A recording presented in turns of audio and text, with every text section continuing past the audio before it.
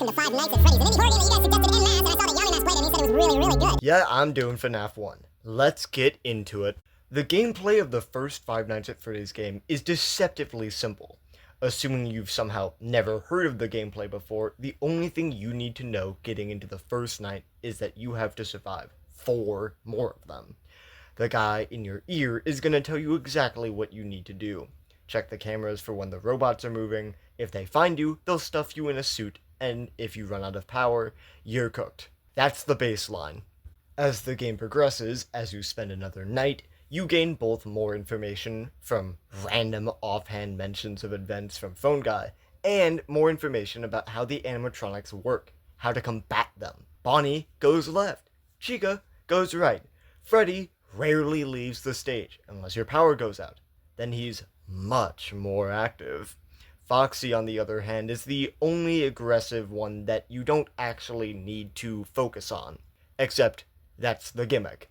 You have to focus on Foxy, or he'll get aggressive when you don't check up on him. When in a vacuum, the game would be readily easy, but you really have to micromanage a lot of elements when you're first starting out. For the sake of consistency, we're going to act like there aren't people who beat this game at 2 FPS by sleeping and waking up in the morning with the game already beaten.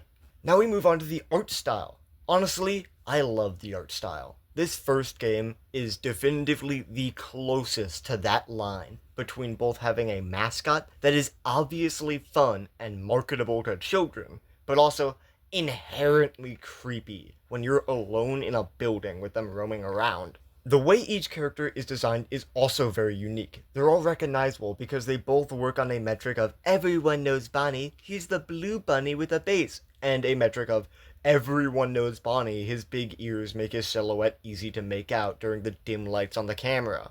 I also just really love the small details of this game. Like, the environment of everything is super fun, with the children's drawing selling the whole fan favorite characters aesthetic, but also the small things, like Freddy's face actually having a very, very hard to see imprint of a child's hand on it. Almost to imply as if a child's head got stuck inside his jaw.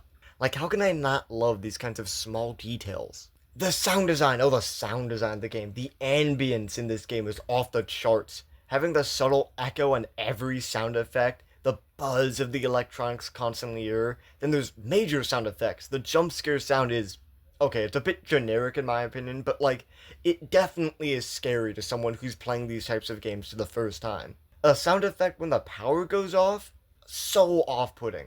The phone guy's voice also just goes very well. The phone sound effects are a very good, setter of the tone and the vibe of the game. Each night you feel engaged at the start of it just from that alone. The length of this game, along with almost every other game in the series, is highly up to the player's performance and preference. Almost every hour is the same, but the first hour at 12 AM lasts about 90 seconds, while every other hour lasts about 89 seconds. A full night's duration in Five Nights at Freddy's 1 is about 8 minutes and 55 seconds, making the whole game, without losing, 53 minutes and 30 seconds long. But of course that doesn't factor in the custom night, taking breaks between nights, dying especially, and just opening the game, sitting on the title screen, enjoying the ambience and the animation of that.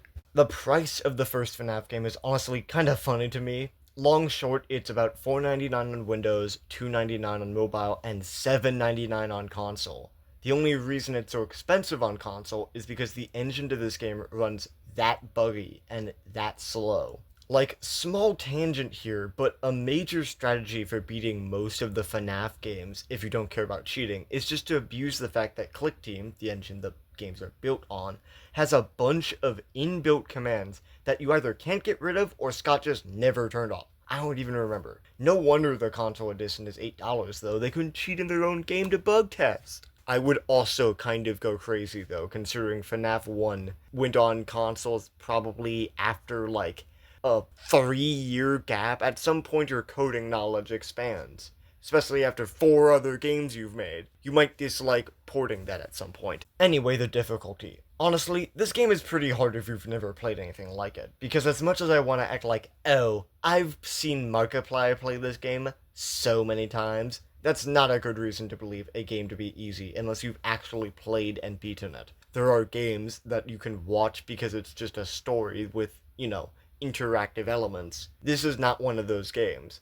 This has skill. Performance matters here. Small tangent. When this game first came out, it was unironically like no other game like it.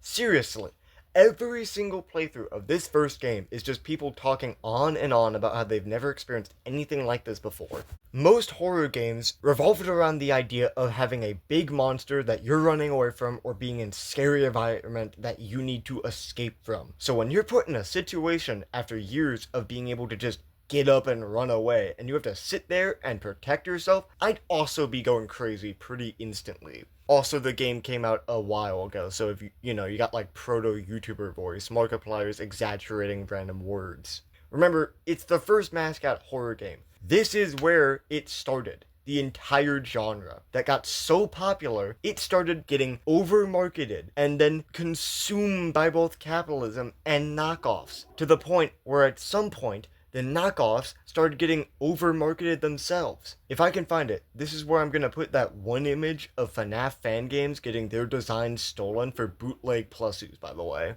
But anyway, I think that's a pretty good note to end on, so I will see you in the next video. Bye bye!